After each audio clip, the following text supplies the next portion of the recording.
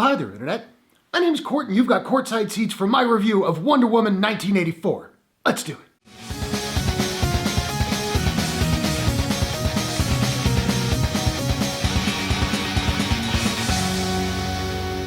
Wonder Woman 1984 is an action-adventure fantasy from director Patty Jenkins and Warner Brothers. The film stars Gal Gadot, Chris Pine, Pedro Pascal, Kristen Wiig, Robin Wright, Connie Nielsen, and Lilly Aspell. Rewind to the 1980s as Wonder Woman's next big screen adventure finds her facing two all-new foes, Max Lord and The Cheetah. So this movie was supposed to come out like a year and a half ago, and then it kept getting pushed, and then 2020 happened, but it's finally here. And having been a fan of the first movie, obviously I watched it. This movie does seem to be pretty divisive amongst the fans, but I will give you my thoughts on it, the good and the bad. Now, just a caveat, this will be a mostly spoiler-free review, but there are a couple specific things that I do want to talk about, so I will save all the spoilers till the end of the video. I will give you a very clear spoiler warning, so if you want to tap out at that point, you're good to go. Now, first off, I will say that I overall dug this movie. I really liked the cast. Gal Gadot has definitely improved since the first movie, and she's also given more to do on an emotional level in this one. Her chemistry with Chris Pine is as good as ever, and the sort of reversal of the fish out of water story I thought worked really nicely. I thought she had really good chemistry with Kristen Wiig as well, and I was impressed with Wiig here. I've been a fan of hers for a long time, and yeah, for the first act, she's totally just playing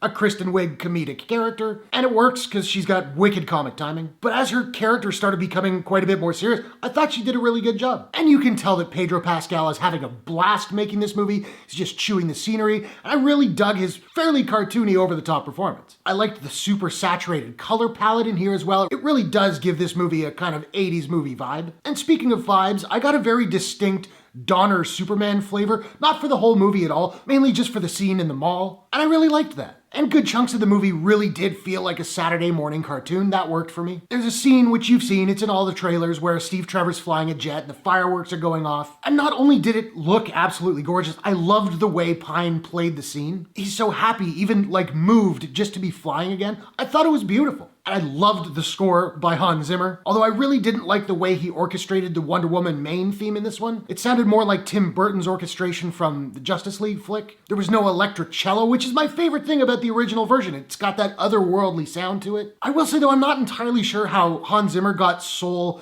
musical credit on this film, because he uses Junkie XL's Beautiful Lie from Batman vs. Superman, which was a nice treat for me because I do like that piece and it worked really well in the context of the story. And he uses John Murphy's Adagio in D minor from that movie Sunshine, which is one of my all-time favorite musical pieces in film. And when my ears picked up that that's what I was hearing, oh man, I got chills. So now let's move on to some of the negatives. First off, I thought the movie was overly long and a little bit convoluted. I was never bored per se, but there were sequences that kind of dragged and could have used some tighter editing. And I found the main plot kind of goofy. Now again, they were going for a bit of a Saturday morning cartoon thing, so I got used to it. It wasn't a big deal for me, but I was aware of it. And I found some of the visual effects to be pretty questionable, particularly that opening sequence on Themyscira. That wasn't people on wires, that was CGI, and it looked weird. I also didn't love the look of Cheetah. The CG, again, looked a little bit strange. And it didn't even really look like Kristen Wiig, the face I mean. It looked more like if Gozer the Gozerian were a furry. And I could be wrong about this, but I'm willing to bet the fight between Wonder Woman